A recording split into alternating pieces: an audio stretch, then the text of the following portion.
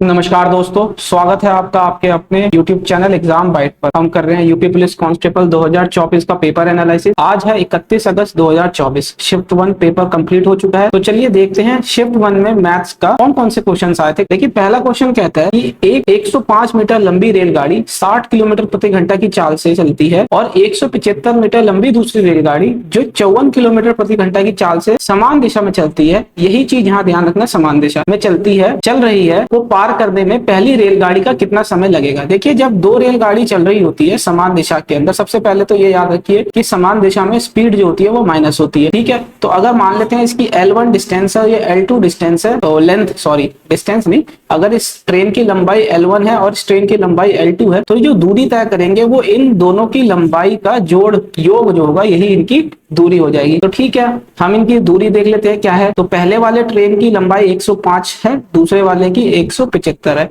तो जब हम दोनों को जोड़ लेंगे तो ये हमारा कितना आ जाएगा, 280 मीटर की हमारी लंबाई आ जाएगी, जो कि उनकी दूरी होगी जो वो तय करेंगे। अब समान दिशा में जा रही है तो स्पीड माइनस हो जाएगी। तो 60 में से अगर 54 जाएगा तो स्पीड कितनी आ जाएगी, 6 किलोमीटर प्रति घंटा। अब ये मीटर में है सारी दूरी या लंबाई, स्पीड किलोमीटर प्रति घंटा में है, तो उसको मीटर पर सेकंड में करने के लिए 5/18 से गुणा कर लेंगे। अब ये टी टाइम के अंदर क्रॉस करेगी। 6 से देखिए ये 3 बारी में चला जाएगा, 5 से ये कितनी बारी में 25 और ये 6 बारी में 30। तो जो टाइम आ जाएगा वो कितना आ जाएगा, 56 गुना 3, जो कि कितना होता है 168 सेकंड। या तो हम इसको ऐसे लिख सकते हैं या हम इसको 2 मिनट 48 सेकंड लिख सकते हैं। ठीक है, दोनों ही आंसर सही है। तो देखिए, ऑप्शन में हमारा मिनट और सेकंड दो वाला है, तो ऑप्शन बी हमारा सही हो जाएगा, 2 मिनट 48 सेकंड। आशा करता हूं आपका भी यही आंसर रहा होगा। अगला क्वेश्चन देखते हैं। अगला क्वेश्चन कहता है कि एक ही जगह से 9 मिनट के अंतराल पर 2 बंदूकें चलाई जाती हैं। उस स्थान पर आने वाला एक व्यक्ति देखता है कि 2 बंदूकों की आवाज सुनने के बीच 8 मिनट 48 सेकंड बीत चुके हैं। यदि ध्वनि का वेग 330 मीटर प्रति सेकंड है तो वह व्यक्ति उस स्थान पर किस चाल से आ रहा था।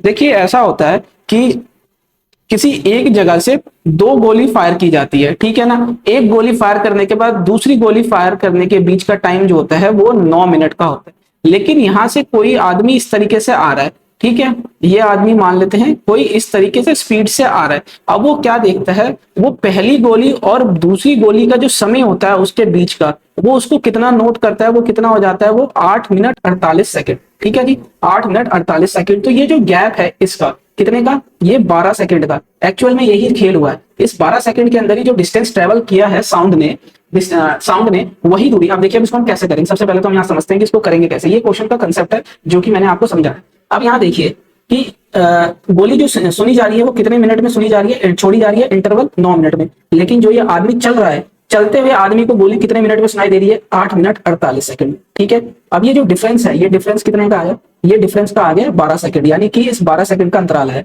अब देखिए क्या होता है कि जो दूरी कवर की जाती है, डिस्टेंस जो दूरी कवर की जाएगी किसके द्वारा, आदमी के द्वारा, है ना। दूरी जो कवर की जाएगी आदमी के द्वारा, किसने सही कितने टाइम के अंदर, ये 8 मिनट 48 सेकंड। देखिए, ये जो दूरी कवर करी है मान लेते हैं यहाँ पे 8 मिनट 48 सेकंड के अंदर, ठीक है, इस आदमी ने, ये बराबर हो जाएगी किसके, जो दूरी कवर करी गई है, डिस्टेंस कवर किया गया है किसके द्वारा, साउंड के द्वारा, है ना। जो यहाँ ध्वनि है कितने कितने के अंदर, ये 12 सेकंड के अंदर। यानी कि जो ध्वनि ये डिस्टेंस है यहां से यहां पहुंचने में 12 सेकंड लगे, और जो डिस्टेंस वही उतने ही टाइम में जो ये डिस्टेंस कवर कर रही है 8 मिनट 48 सेकंड में, ये बराबर हो जाएगा। तो अब देखिए, डिस्टेंस जो होता है वो होता है स्पीड इनटू टाइम। ठीक है, अब यहाँ पे दूरी क्या आ जाएगी, दूरी आ जाएगी स्पीड गुना समय। तो स्पीड कितनी है आदमी की ये हमको नहीं पता, यही हमें निकालना है। और जो टाइम लग रहा है वो 8 मिनट 48 सेकंड। अगर इसको हम सेकंड में ही सबको कन्वर्ट कर लेंगे तो हमारा कितना आ जाएगा, ये आ जाएगा हमारा 528 सेकंड। ये बराबर हो जाएगा डिस्टेंस जो साउंड ध्वनि कवर कर रही है कितना तय कर रही है 12 सेकंड में। तो ध्वनि की गति दे रखी है 330 और समय दे दिया है 12 सेकंड, जो कि इसमें आ गया। ठीक है जी, अब देखिए यहाँ पे 11 से ये 44 बारी में, 11 से ये 30 बारी में चला जाएगा, 4 है ना, 4 से 11 एक सेकंड, 11 से 3 बारी में, 11 चौका 44 हो गया, 6 8, ये 8 बारी में चला गया। ठीक है ना। अब देखिए, ये 12 से ये सीधा सीधा 4 बारी में चला जाएगा, तो x की वैल्यू कितनी आ जाएगी, 30/4। तो जिसको हम क्या लिख सकते हैं, 15/2 इसी को। ठीक है, अब हम जो है इसको अगर हम, ये मीटर पर सेकंड में आया, अब यहाँ पे देखिए कि हमें निकालना कितने में, किलोमीटर पर आवर में। तो हम क्या करेंगे, इसको 18/5 से गुणा कर देंगे। तो 5 से ये 3 बारी में चला जाएगा, 2 से ये 6 बारी में, तो 6 3 18। तो इसका कितना हो गया ये हमारा, 6 3, ये 2 से यहाँ 9 बारी में जाएगा, सॉरी 2 से यहाँ 9 बारी में चला गया, 5 से 3 बारी में, तो 9 3 कितना हो गया, ये 27 किलोमीटर प्रति घंटा इसकी स्पीड आ गई। जो आदमी जिस चाल से, जिस गति से चल रहा होगा, यानी कि 27 किलोमीटर प्रति घंटा की स्पीड से वो आदमी चल रहा है। ठीक है, आशा करता हूँ आपको समझ आया होगा। थोड़ा सा टेक्निकल क्वेश्चन था, आप इसको वीडियो को पॉज करके क्वेश्चन दोबारा पढ़िए और सॉल्यूशन को दोबारा देखिए, आपको जरूर समझ में आएगा। अगला क्वेश्चन देखते हैं। अगला क्वेश्चन कहता है कि एक गांव में 60% परिवार के पास एक गाय है। देखिए ये एक यूनियन और सेट का क्वेश्चन है। इसमें हम कौन सा फॉर्मूला लगाते हैं, इसमें फॉर्मूला लगाते हैं A union B number of set के अंदर। तो नंबर ऑफ ए सेट के अंदर जो एलिमेंट है, number of element in set B minus number of element in A intersection B set. तो यानी कि ए यूनियन बी के सेट के अंदर जितने एलिमेंट होते हैं वो बराबर हो जाते हैं एलिमेंट ए में plus element of set B के अंदर माइनस इंटरसेक्शन ऑफ ए और बी के सेट के अंदर जितने एलिमेंट है। तो देखिए ए अगर मान ले क्या कि 60% फैमिली के पास काउ है, तो उसको काउ मान लेते हैं, इसको बफेलो। तो काउ 60% के पास है, बफेलो 30% के पास है, और 15% ऐसी फैमिली है जिनके पास दोनों गाय और बफेलो दोनों है। तो ये कितना हो जाएगा, ये हमारा आ जाएगा कितना, 75%। ठीक है, ये 75% ऐसे लोग हैं जिनके पास कुछ ना कुछ है। तो अब हमें निकालना है जिनके पास कुछ भी नहीं है, तो 100 में से 75% माइनस कर देंगे, तो ये हमारा कितना आ जाएगा, ये आ जाएगा हमारा 25%। इसका आंसर जिनके पास कुछ भी नहीं है। तो हमें ये 25% निकालना है। 25% किसका निकालना है, तो देखिए 960 का। तो इस 960 फैमिली के पास 25% ऐसी फैमिली है जिनके पास ना तो कोई भी कैटल नहीं है, ना गाय है ना बफेलो। तो ये परसेंटेज हंसता है तो ये नीचे आ जाता है 25 से एक बारी में, 25 से 4 बारी में। जब हम इसको काट देंगे तो ये हमारा आ जाएगा 240। तो 240 फैमिली ऐसी है, ऑप्शन बी इसका सही आंसर है, कि जिनके पास ना गाय है ना भैंस है। देखते हैं अगला क्वेश्चन, आशा करता हूं आपको समझ आया होगा।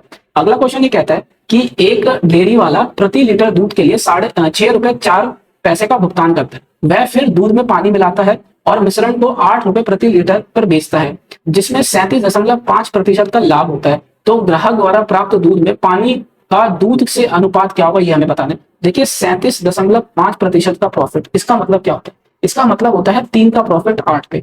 यानी कि अगर कोई कॉस्ट प्राइस अगर 8 है तो उसको 3 का मुनाफा करके अगर बेचा जाए तो कितने की हो जा रही है, तो सेलिंग प्राइस हो जाएगी उसकी हमारे पास 11। ठीक है, इस 11 की वैल्यू कितनी दे रखी है हमको, 8 लीटर, 8 रुपए है ना। 11 की वैल्यू दे रखी है तो 8, तो कॉस्ट प्राइस की वैल्यू कितनी आ जाएगी हमारे पास, कॉस्ट प्राइस की वैल्यू आ जाएगी 64/11 है ना। कितने रुपए, कैसे, देखिए 11 की वैल्यू दे रखी है 8 रुपए। ठीक है, तो 1 रुपए, 1 की वैल्यू कितनी हो जाएगी, 1 की वैल्यू हो जाएगी 8/11, और हमें निकालनी कितने की, 8 की। तो ये 8 से गुना कर देंगे तो यहाँ 8 आ गया। तो ये 64 रुपए, 64/11 रुपए ये हो गया इसकी क्रय मूल्य, यानी कि दूध कितने का उसने खरीदा। ठीक है, अब देखिए यहाँ पे वो प्रति लीटर क्या मिलाता है, 6 रुपए 4 पैसे का दूध बेचता है, ये मिल्क हो गया। पानी फ्री में मुफ्त में होता है तो इसका कोई पैसा नहीं लगता, 0 मान लेते हैं। इस मिश्रण का जो उसको कॉस्ट पड़ता है वो कॉस्ट आ जाता है 64/11 रुपए मान लेते हैं। ठीक है जी, ये हमने निकाला है यहाँ से। अब इसको माइनस करते हैं, तो देखिए जब 64/11 में से 0 को माइनस कर देंगे तो 64/11 आ गया। अब यहाँ पे हम 6.4 को माइनस करेंगे 64/11 से, है ना। तो जब हम इसको माइनस कर देंगे तो ये इधर से एक 0 आ गया, 64 बाहर आ जाएगा। ठीक है, अंदर 11 ऊपर 11 माइनस 10/110 ये आ गया। ठीक है ना, यहाँ 64/11 आ गया। अब देखिए ये 11 से यहाँ से ये 10 बारी में चला जाएगा, ये 64 यहाँ से 64 से चला गया, तो यहाँ पे आ जाएगा इसका 1/10। तो 1:1/10, इसको मैं इधर लिखता हूँ, तो ये आ जाएगा हमारा 10:1। लेकिन ये दूध और पानी का रेशो अनुपात है। यहाँ पे पूछा किसका गया है, यहाँ पानी और दूध का, तो यानी कि 1:10 इसका सही उत्तर आ जाएगा। तो ऑप्शन बी इसका सही उत्तर है, 1:10। आशा करता हूँ आपको समझ आया होगा। अगला क्वेश्चन देखते हैं। अगला क्वेश्चन में एचसीएफ पूछ रहा है, हमें एचसीएफ निकालना है इनका। तो देखिए हाईएस्ट कॉमन फैक्टर इसके अंदर, तो देखिए सबसे पहले अगर हम 8 को देखेंगे तो इसमें से 8 तो हो ही नहीं सकता, क्योंकि 8 से एक ऐसा नंबर देखना है जो तीनों को डिवाइड करे। तो अभी 135 है, तो देखिए 8 को तो डिवाइड कर ही नहीं रहा, 8 है नहीं, 10 हो नहीं सकता, क्योंकि यहाँ पे डिवाइड नहीं होगा। अगर हम 9 की बात करेंगे तो 7 8 9 9, तो ये 9 से ये वाला नंबर डिवाइड नहीं हो रहा, तो ये नहीं होगा। तो एकमात्र 3 ऐसा नंबर है जो ये तीनों ही नंबर को डिवाइड कर रहा है, तो ऑप्शन डी इसका सही उत्तर हो जाएगा। हमें कैलकुलेट करके अपना टाइम वेस्ट नहीं करना, ऐसा ही आपको एग्जाम में करना था। अगला क्वेश्चन देखते हैं।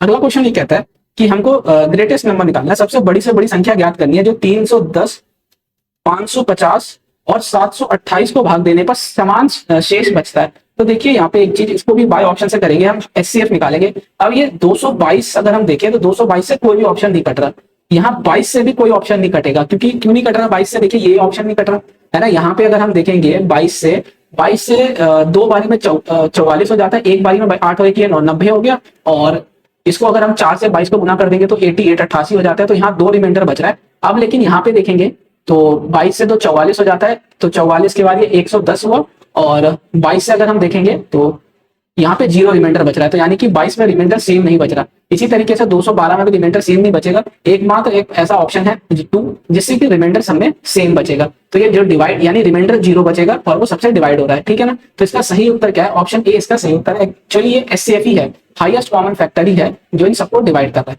ठीक है। अगला क्वेश्चन देखते हैं।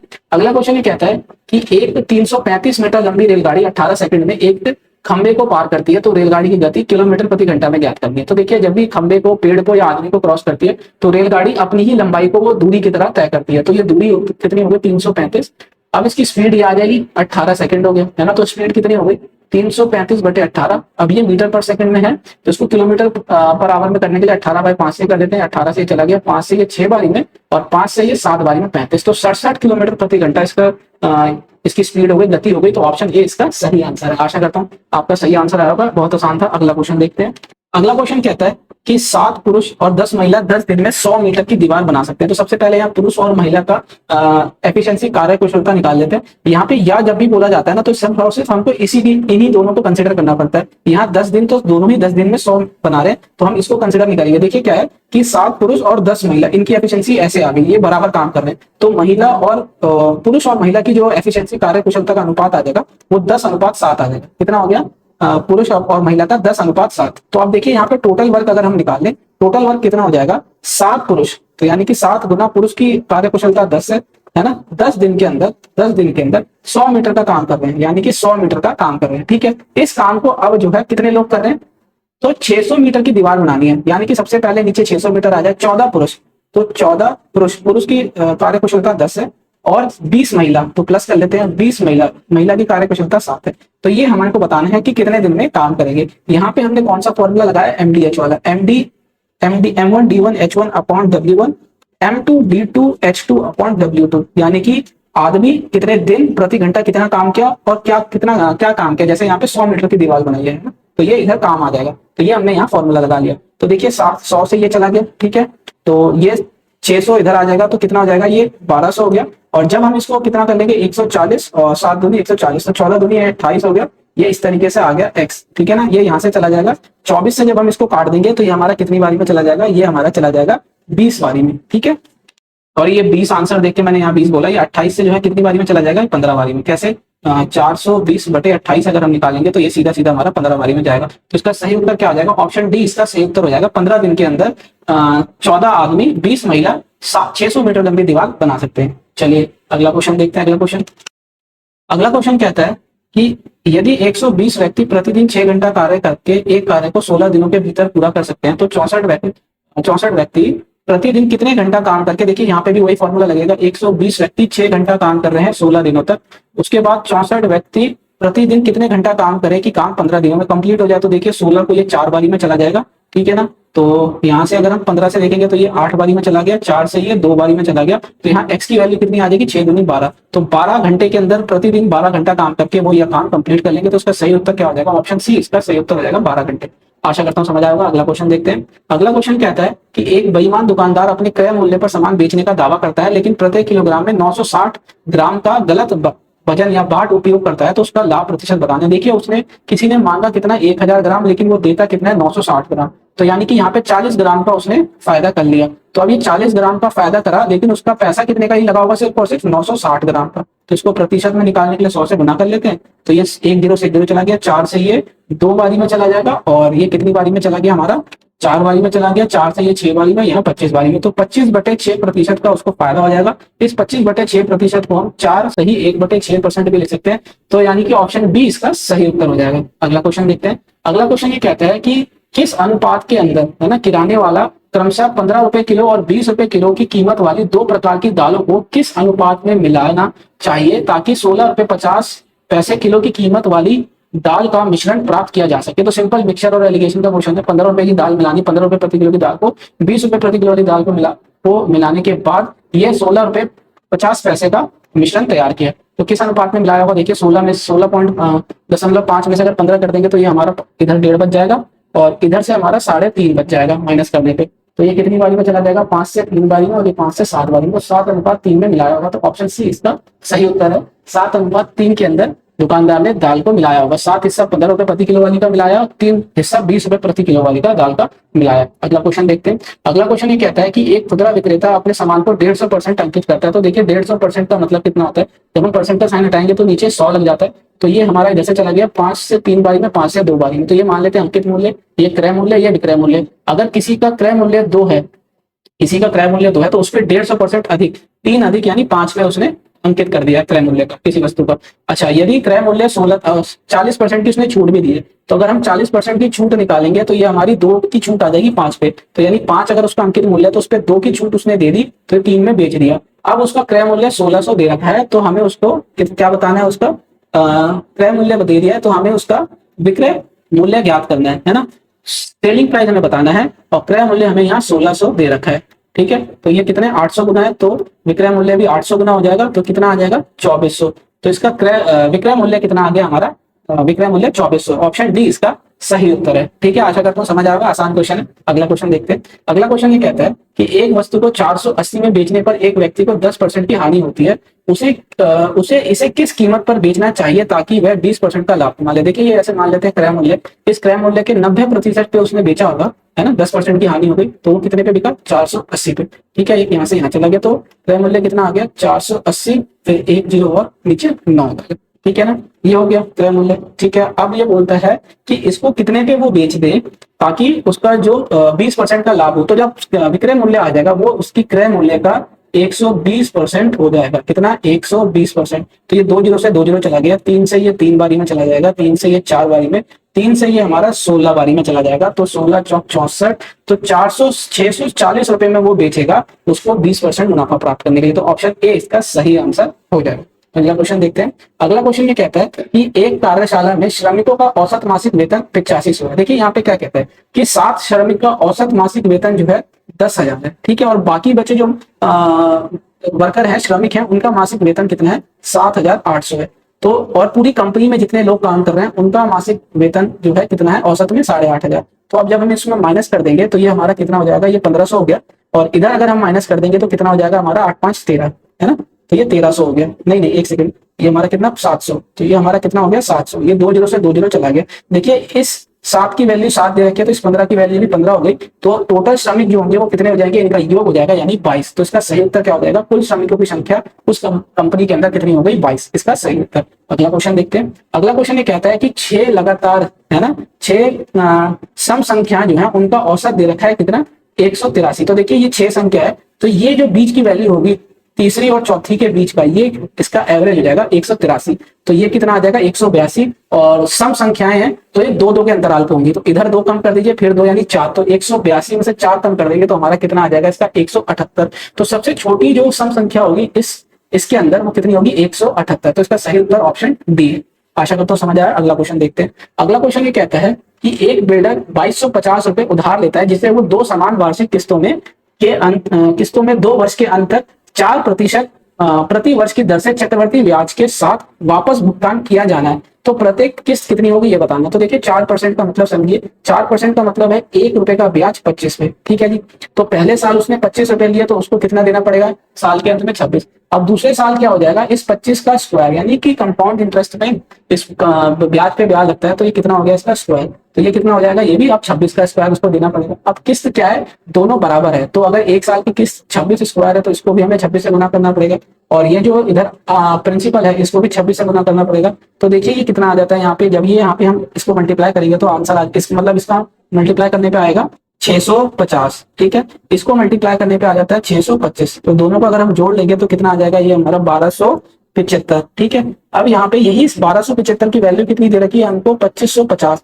जो सीधा सीधा हमको दिख रहा है क्या है, ये सीधा सीधा 2 गुना है। ठीक है, तो यहाँ पे हर साल की किस्त कितनी आ जाएगी, तो 26 का स्क्वायर होता है 676, तो इसको भी 2 गुना कर लेंगे। तो 676 को 2 गुना करने पे कितना आ जाता है 1352। तो प्रत्येक वर्ष की जो उसकी किस्त बनेगी वो बनेगी 1352। तो ऑप्शन डी इसका सही उत्तर है। ठीक है, समझ आया होगा आपको। अगला क्वेश्चन देखते हैं।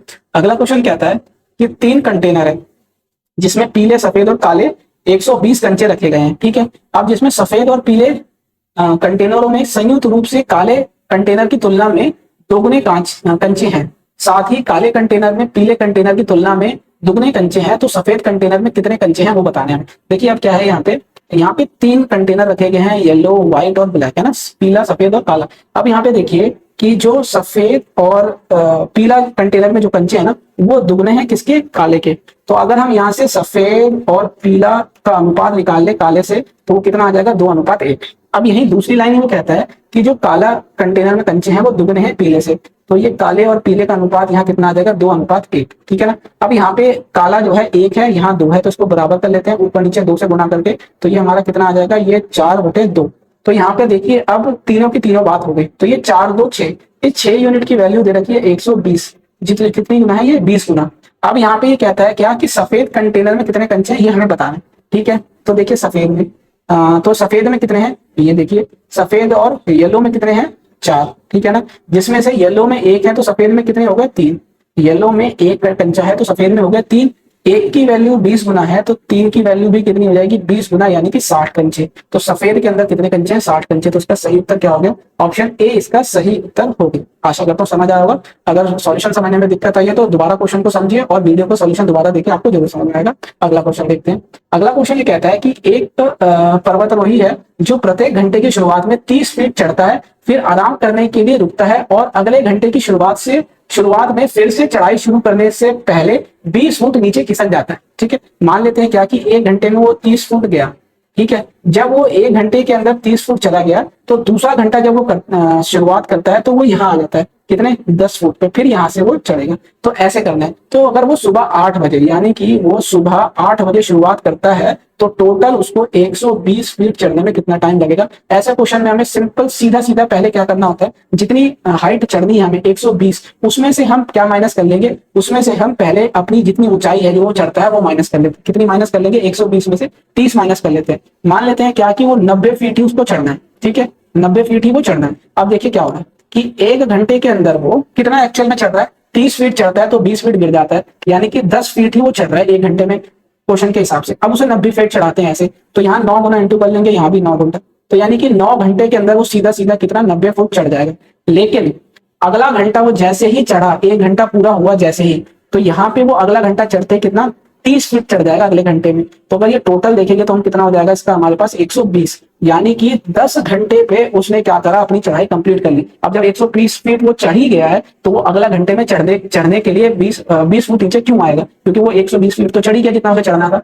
तो ये पूरी दूरी वो 10 घंटे के अंदर तय करेगा। तो सुबह अगर वो 8 बजे चढ़ता है और 10 घंटे इसमें हम ऐड कर देंगे तो कितने बजे वो चढ़ेगा, शाम को वो 6 बजे के करीब वो चढ़ेगा। तो 6 बजे वो पहुंच जाएगा उस पहाड़ पे। तो इसका सही उत्तर क्या है, ऑप्शन सी इसका सही उत्तर है। आशा करता हूं आपको समझ आया होगा। अगला क्वेश्चन देखते हैं। अगला क्वेश्चन ये कहता है कि एक आम की कीमत 8 रुपए है और एक अमरूद की कीमत 6 रुपए है। तो एक औरत ने टोटल 52 रुपए का सामान खरीदा, तो हमें बताना है कितना आम और कितना अमरूद खरीदा। तो देखिए 8 आम खरीद, 8 में मतलब 8 गुना कुछ आम तो 6 गुना कुछ अमरूद, कितने में खरीदे उसने, 52 में। तो अब इसको हम क्या करेंगे, बाय ऑप्शन देखेंगे। बाय ऑप्शन देख लेते हैं। तो तीन मैंगो, तो 8 गुना 3 प्लस 4 गुआवा, 6 गुना 4 गुआवा, एक अमरूद की कीमत 6 रुपए, तो ये 24 हो गई और 8 दिया 24, तो 24 दूनी 48, यानी ये नहीं है, तो ये भी नहीं है, ठीक है। अब यहाँ 5 मैंगो 8 रुपए का एक मैंगो, 2 गुआवा तो 6 रुपए का एक गुआवा, तो 8 पंजे 40, 6 दूनी 12, तो ये कितना आ गया 52, यानी कि ये सही है। तो एकमात्र सही ऑप्शन क्या होगा यहाँ, बी। 2 ऑप्शन सही नहीं हो सकते क्योंकि क्वेश्चन का इक्वेशन को सेटिस्फाई कराना है। अगर 2 ऑप्शन सही है तो क्वेश्चन गलत है, तो इसलिए हम आगे चेक ही नहीं करेंगे। तो इसका सही उत्तर क्या हो गया, ऑप्शन बी इसका सही उत्तर हो जाएगा। अगला क्वेश्चन देखते हैं। अगला क्वेश्चन ये कहता है कि कंपाउंड अमाउंट, यानी कि हमें अमाउंट और चक्रवर्ती ब्याज बताना है।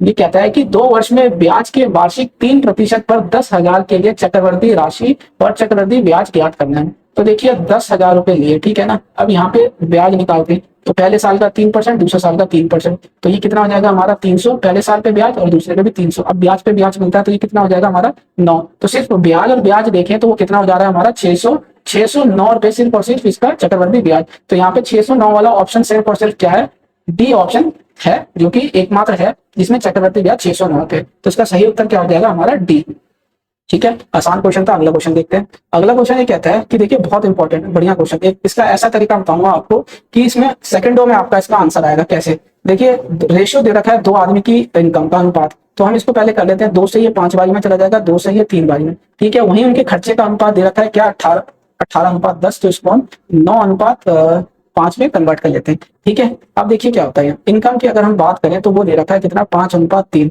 ठीक है। एक्सपेंडिचर की बात करें, खर्च की, व्यय की, तो वो दे रखा है 9:5। अब जब इनकम में से एक्सपेंडिचर माइनस कर देंगे तो बचत आ जाएगी। अब इनकी बचत जो है वो कितने हैं, 5200 रुपए, और बी की क्या है, 3600। दो आदमी की बात हो रही है ना, तो एक की 5200, दूसरे की 3600। ऐसे क्वेश्चन में करते क्या, ऐसे क्वेश्चन में इसको मल्टीप्लाई करेंगे और यहाँ लिख देंगे कितना हो गया 25, इसको मल्टीप्लाई करेंगे यहाँ लिख देंगे कितना हो गया 27, इसको इससे मल्टीप्लाई करेंगे तो लिख देंगे हमारा कितना हो जाएगा 10 और 1 26, है ना, 5 2 10 5 25 26। ठीक है ना, ये आ गया। अब आगे हम क्या करेंगे, इसको 9 को मल्टीप्लाई कर देंगे हम किससे, 3600 से, इसको इससे मल्टीप्लाई कर देंगे और यहाँ लिख देंगे, तो ये हमारा कितना आ जाएगा 32400। ठीक है ना, ये हो गया। अब यहाँ पे इसका डिफरेंस देखिए, इसका डिफरेंस कितना आ रहा है 6400। ठीक है, और यहाँ पे डिफरेंस कितना आ रहा है 2 यूनिट का।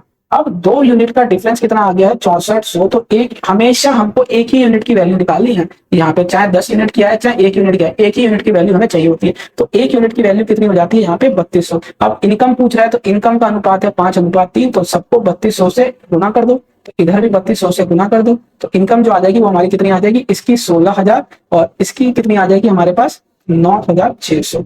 तो यानी कि 16000 और 9000 वाला ऑप्शन सही हो जाएगा। तो ऑप्शन डी इसका सही उत्तर है। ये नया टेक्निक था। अगर सॉल्यूशन अच्छा लग रहा हो तो आपको, अगर आपने अभी तक चैनल को सब्सक्राइब नहीं किया और वीडियो को लाइक नहीं किया तो चैनल को सब्सक्राइब और वीडियो को लाइक कर दीजिएगा। अगर ये सॉल्यूशन बेहतरीन सॉल्यूशन है, इसको याद रखिए, ऐसा क्वेश्चन आपको हर एग्जाम में देखने को मिलता है। और ये अभी सीख लीजिए, तो वीडियो को पॉज कीजिए, क्वेश्चन दोबारा पढ़िए, सॉल्यूशन दोबारा देखिए, आपको जरूर समझ में आएगा। ये अभी आपको इतना टाइम ले रहा है, लेकिन ये एक्चुअल में सीखने के बाद इतना टाइम नहीं लगता, इसकी कैलकुलेशन फास्ट हो जाती है।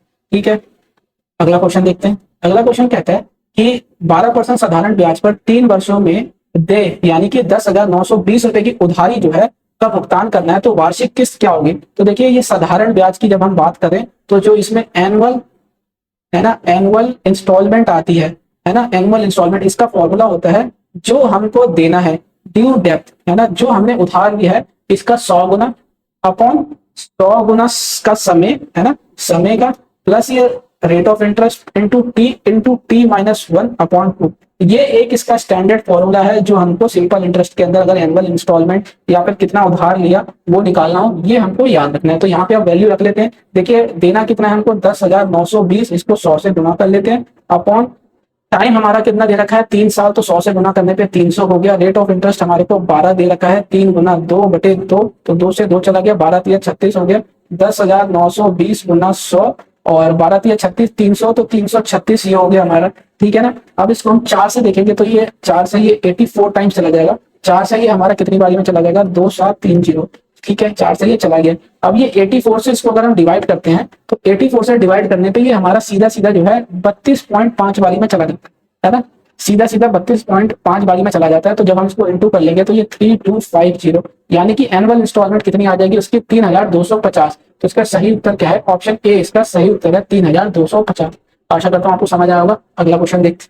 अगला क्वेश्चन कहता है कि डीआई का क्वेश्चन है, डेटा इंटरप्रिटेशन का। इसके अंदर अप्रैल 2021 से फरवरी 2022 तक क्या किया गया है, ये मार्क्स दिए हैं एक स्टूडेंट 9वीं क्लास के। ठीक है, और ये जो एग्जाम होता था वो हर 2 महीने के अंतराल पे होता है, एक बार अप्रैल में फिर जून में, इस तरीके से। तो हमें क्या करना है, हमें ये बताना है, परसेंटेज निकालना है अगस्त 2021 के मार्क्स और अक्टूबर 2021 के। तो देखिए, अगस्त में 370 है, अक्टूबर में 385 है। जब हम इसको ऐड कर देंगे तो ऐड करने के बाद हमारे पास आ जाएगा कितना 755 टोटल मार्क्स, और टोटल जो मार्क्स है एग्जाम का वो कितना है 500। तो 2 एग्जाम दिए हैं तो कितना आ गया हमारे पास 1000, 100 से इसको गुना कर लेते हैं, ये चला जाएगा 10, तो 75.5% इसके मार्क्स आ गए। ठीक है, क्योंकि मैक्सिमम मार्क्स हर एग्जाम का कितना था 500 था। ठीक है, इसका सही उत्तर क्या हो जाएगा, ऑप्शन बी इसका सही उत्तर हो जाएगा 75.5%। अगला क्वेश्चन देखते हैं। अगला क्वेश्चन भी डीआई का क्वेश्चन है, यहाँ पे लागत मूल्य कॉस्ट प्राइस दे दिया हमें, यहाँ अंकित मूल्य जो मार्क प्राइस की बात हो रही है वो कितना बढ़ाया गया ये दे दिया है, और यहाँ डिस्काउंट छूट दे दी है। अब ये डब्ल्यू क्या है, इसका विक्रय मूल्य यानी कि सेलिंग प्राइस। तो हमें यहाँ पे प्रॉफिट या लॉस परसेंट निकालना है, तो आर की वैल्यू हमें निकालनी है क्वेश्चन में। तो देखिए अब क्या हो रहा है, यहाँ क्या बात हो रही है कि जो मार्क प्राइस आ जाएगा, मार्क प्राइस जो है 20% ज्यादा है कॉस्ट प्राइस से। तो देखिए, कॉस्ट प्राइस होता है हमारा 12,600 दे दिया, 20% ज्यादा है, तो 20% का मतलब क्या होता है कि 1 का ज्यादा 5 पे, है ना, तो 6/5 हो गया। अब देखिए, इसके ऊपर उसने 10% की छूट दे दी है। 10% की छूट का मतलब क्या होता है, 1 की छूट 10 पे, तो ये 9/10 हो गया। ठीक है ना, यही हमारा क्या हो गया, सेलिंग प्राइस। ठीक है ना, अब देखिए, ये हमारा मार्क प्राइस हो गया, इस मार्क प्राइस पे ये डिस्काउंट दे दिया, तो ये हमारा कितना हो गया, हमारा ये सेलिंग प्राइस है। अब इसको हम यहाँ से कैलकुलेट करते हैं, तो देखिए 1 0 से 1 0 चला जाएगा, ये 5 से ये कितनी बारी में चलेगा 2 बारी में, और ये 25 5 बारी में, ये 2 बारी में, ठीक है। तो ये 12 30 और 31, 12 3 15 गुना 9 हो जाएगा। तो इसको 9 से जब हम सीधा सीधा इसको गुना कर लेंगे, 15 12 को 9 से, तो ये हमारा आ जाएगा 13608, ठीक है। अब ये हमारा सेलिंग प्राइस हो गया। कॉस्ट प्राइस हमारा क्या था 12,600। तो मुनाफा हमारे पास कितने का आ गया, यहाँ मुनाफा आ जाता है 8001। तो ये 100 का मुनाफा आ गया। कितने पे आया मुनाफा 12600 पे, क्योंकि कॉस्ट प्राइस हमको ये दे रखा है। 100 से गुना कर लेते हैं प्रॉफिट परसेंटेज निकालने के लिए, ठीक है ना। तो ये आ गया। अब इसको हम 126 को देखिए, हम इसको सीधा सीधा ये यूनिट डिजिट के हिसाब से 8 से चलेंगे, ठीक है। 8% इसका आंसर आ जाएगा। तो सही उत्तर क्या, ऑप्शन सी इसका सही उत्तर हो जाएगा। आसान क्वेश्चन था, लेकिन थोड़ी सी कैलकुलेशन थी। अगला क्वेश्चन देखते हैं। अगला क्वेश्चन ये कहता है कि एक ट्राइंगल दे दिया है ना, मान लेते हैं एक ट्राइंगल है, यहाँ पे 3 साइड है इसकी PQR, ठीक है। अब यहाँ पे कंडीशन देखिए क्या कहता है, यहाँ कहता है PQ की लंबाई दोगुने से 3 सेंटीमीटर कम, सॉरी ये कहता है भुजा QR की लंबाई PQ की लंबाई के दुगुने से 3 सेंटीमीटर कम है। तो ये लाइन को हम कैसे लिख सकते हैं, इस लाइन को हम लिख सकते हैं कि दुगनी लाइन हो जाए जैसे PQ की, वो कम कर ले किसमें से, QR में से, और उसकी वैल्यू कितनी आ जाए 3 सेंटीमीटर, ठीक है। ये पहले इक्वेशन से आ जाएगी बात। अब दूसरी लाइन कहता है कि भुजा PR की लंबाई भुजा PQ की लंबाई से 14 सेंटीमीटर अधिक है। तो यानी कि क्या हो जाएगा, यहाँ पे जो PR हो जाएगा उसमें से अगर हम PQ माइनस कर देंगे तो कितना है 14 सेंटीमीटर, ठीक है। अब यहाँ पे जो इनका पेरीमीटर दे दिया है PQ QR और PR, ये हमको कितना दे दिया है 55 सेंटीमीटर। तो हमें सबसे छोटी जो साइड है ट्राइंगल की वो निकालनी है। अब देखिए यहाँ पे PQ की जगह PQ रख दें, QR की जगह, इस QR की जगह हम क्या रख सकते हैं 2PQ माइनस 3, ठीक है ना। ये इधर आ जाएगा, ये इधर आ जाएगा, ये इधर आ जाएगा, ठीक है। अब इस PR को, इस PR की जगह हम क्या लिख सकते हैं 14 प्लस PQ, ये बराबर आ गया हमारे 55 के। यहाँ से कितना PQ आ जाएगा 2 3 4 PQ, ये 14 और 11, 14 में से 3 गया 11, और 11 जब 55 में से माइनस जाएगा तो 44, तो PQ की वैल्यू आ जाएगी 11, ठीक है। अब यहीं पे हम QR की वैल्यू निकाल लेते हैं। यहाँ से QR की वैल्यू, यहाँ इस वाली इक्वेशन से QR की वैल्यू निकाल लेंगे तो कितनी हो जाएगी हमारी, ये PQ की वैल्यू 11 आ गई। तो 11 दूना 22, 22 में से अगर 3 जाएगा तो 19, ठीक है। और यहीं अगर हम PR की वैल्यू निकाल ले, तो PR की वैल्यू निकालेंगे तो PQ की 14 में PQ ऐड कर दें, PQ कितना आ रहा है हमारे पास, PQ आ रहा है 11, तो 14 में PQ ऐड कर दिया तो आ गया हमारा 25। तो सबसे छोटी ये PQ ही है 11, तो 11 सेंटीमीटर आ गया इसका आंसर, ऑप्शन बी। और वैसे भी अगर हम देखें कि अब इसके अंदर हमें निकालना तो था, हम QR निकाल सकते थे, जैसे कि 11 और 19 की अगर हम बात करें तो कितना हो जाएगा हमारा ये 30, और 30 55 में से माइनस कर देंगे तो 25। तो हमें सिंपल दिख रहा है कि 11 ही सबसे छोटी है, तो ऑप्शन बी इसका सही है। हमें दो साइड तो कोई ना कोई दो साइड तो हमें निकालनी ही पड़ती देखने की, ठीक है। अगला क्वेश्चन देखते हैं। अगला क्वेश्चन DI का क्वेश्चन है, जिसके अंदर कह रहा है कि एक परिवार का कुल मासिक आय जो है वो कितनी दे रखी है 42,500। अब ये बता रहा है कि बाल शिक्षा की कटौती और मकान के किराए को हटाने के बाद उसकी मासिक आय कितनी रह जाती है। तो बाल शिक्षा 23% है और मकान का किराया, तो ये कितना हो जाएगा 23 प्लस 18 अगर हम देखें तो ये कितना हो जाएगा हमारा 36 और ये 41%। यानी कि इस 41% को अगर हम निकाल दे तो कितना बचेगा, 41% निकाल देंगे तो ये हमारा 59% ही बचेगा, ठीक है ना। 59% बचेगा, तो ये 2 जीरो से 2 जीरो चला गया 59%। तो अगर हम यह देखें 9 पंजे 45, तो यूनिट डिजिट 5 वाला ऑप्शन है, तो ऑप्शन डी में ही है एकमात्र जिसमें 5 आ रहा है, तो ऑप्शन डी इसका सही हो जाएगा। हम मल्टीप्लाई नहीं करेंगे, ठीक है। एग्जाम ओरिएंटेड सॉल्यूशन को देखना है, उसी से वैसे ही प्रैक्टिस करना है ताकि एग्जाम में भी हमारी वही आदत बनी रहे। अगला क्वेश्चन देखते हैं। अगला क्वेश्चन कहता है कि एवरेज स्पीड निकालिए। देखिए अब यहाँ पे ना कई चीज कंफ्यूज करने के लिए दे दिया है ये 2 टाइम। हमारा एवरेज स्पीड का कंसेप्ट क्या होता है, एवरेज स्पीड का कंसेप्ट होता है total distance upon total time taken, ठीक है। अब टोटल डिस्टेंस हमको साफ दे रखा है कि 80, और टोटल टाइम कितना लग रहा है हमको 45, और 55 की अगर हम बात कर दें तो 100, ठीक है। कितना दे रखा है हमको 45, और ये बात करते हैं हम इसमें 100 मिनट, है ना। 100 मिनट को अगर आवर में कन्वर्ट करने के लिए 60 से इंटू कर लेंगे, 80/100, ये 60 ऊपर आ गया, ये 2 जीरो से ये 2 जीरो चला गया, 8 6 48, तो ये 48 किलोमीटर प्रति घंटा की एवरेज स्पीड आ जाएगी, जो कि ऑप्शन डी इसका सही आंसर है। अगला क्वेश्चन देखते हैं। अगला क्वेश्चन में एक्स की वैल्यू डिटरमाइन करनी है। तो देखिए 30% 4200 का क्या होता है, इस परसेंट से ये 2 साइन चला जाएगा, और 4200 को अगर हम 42 को अगर 30 से गुना करते हैं तो हमारा कितना आ जाता है 1260, है ना, 1260, ठीक है। अब हम इसमें प्लस कर लेते हैं, ये परसेंटेज के साइन से ये निकाल देते हैं, और 35 को अगर हम 2400 से इंटू करेंगे तो हमारा कितना आ जाता है 840, ठीक है। इस परसेंट के साइन से 2 जीरो चला जाएगा, तो ये 42x आ गया। तो अब 42x की बात करें तो जब हम इसको जोड़ लेंगे तो ये हमारा कितना आ जाएगा 2100। तो x की वैल्यू कितनी आ गई 2100/42। तो ये कितनी बारी में चला जाएगा, एक बारी में, ये चला गया 2 बारी में, 2 से ये 50। तो इसकी x की वैल्यू सही क्या आ गई 50। तो इसका सही उत्तर क्या है, ऑप्शन ए इसका सही उत्तर है 50। आशा करता हूँ समझ आएगा। अगला क्वेश्चन देखते हैं। अगला क्वेश्चन DI का क्वेश्चन है। इसके अंदर हमको क्या करना है, पाई चार्ट दे रखा है, इसके अंदर हमें डी का डिग्री निकालनी है, डी की कितनी डिग्री है। अब देखिए हम इस 250 को 180, 170, 119 और 210 को ऐड करें तो देखिए ये 210 और ये 300, 400, ठीक है 400 है ना, 200, 300, 400, ये हो गया 450, 450, 450, 550, 650, 650, 700, 720, 720 और 80 कितना हो जाएगा हमारा 700। एक सेकंड, ये कुछ गलती कर दी क्या हमारा, अगर हम इसको देते हैं 200, 400 और 200, 300, 400, 500, 600, 7, 8, 9, अच्छा ये सीधा सीधा हमारा कितना आ रहा है 1000। कितना आ रहा है इन सबको ऐड करने पे 1000। इस 1000 की वैल्यू कितने के बराबर आ गई है 360 डिग्री। अब हमें इस डी का मान निकालना है, तो डी देखिए क्या है, ये ए बी सी डी, तो हमें किसकी वैल्यू निकालनी है 190 की, तो ये कितनी आ जाएगी 360 डिवाइडेड बाय 1000 गुना में 190, तो ये 2 जीरो से ये 2 जीरो चला जाएगा और 36 को 19 से अगर हम डिवाइड करेंगे तो मल्टीप्लाई करेंगे तो हमारा कितना आंसर आ जाएगा ये 684। अब नीचे एक जीरो है तो एक डिजिट से पहले जो है पॉइंट लग जाएगा, तो ये 68.4 डिग्री हो जाएगा, जो कि ऑप्शन बी इसका सही उत्तर है। ये था आखिरी क्वेश्चन आज की शिफ्ट 1 का, आज के पेपर का। अब मिलते हैं शिफ्ट 2 के लिए। अगर सॉल्यूशन अभी तक अच्छे लगे तो वीडियो को लाइक करना मत भूलिएगा और चैनल को सब्सक्राइब नहीं किया तो चैनल को सब्सक्राइब कर लीजिएगा, ताकि अगले शिफ्ट की वीडियो आप मजेदार सॉल्यूशन वाली वीडियो को आप मिस ना करते। तो मिलते हैं अगली वीडियो में, तब तक के लिए एग्जाम चैनल को देखने के लिए बहुत बहुत धन्यवाद।